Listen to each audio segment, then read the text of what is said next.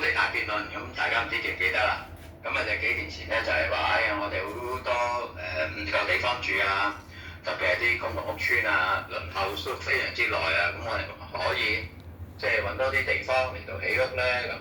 嗰陣時就開始有一個即係所謂周圍嘅諮詢活動啦，咁亦都係問下人去提意見啦咁。咁啊當時都提咗好多嘅唔同嘅意見嘅，譬如話有啲係甚至乎話葵涌貨櫃碼頭都已經係有部分冇乜點用咯喎，可唔可以揾嚟起樓啊？咁又或者係其他嘅地方，譬如話大嶼山嗰度填海啊，咁亦都有啲人提咁呢個高爾夫球場嗰度都可唔可以拎一啲嘅土地要嚟起樓啊？咁所以喺呢一紮建議裏邊咧，咁高爾夫球呢個地方咧都包括咗在內，就有人提議咁。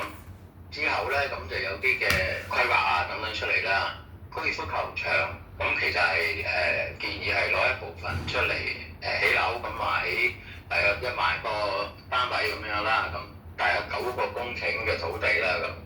咁如果大家有去過呢個粉嶺高爾夫球場一帶嘅地方咧，其實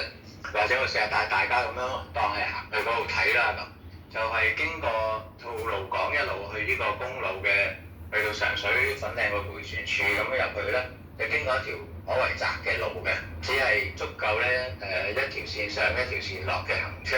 咁嗰個鄉郊風味都非常之濃郁嘅嚇，周圍都係樹啊咁樣。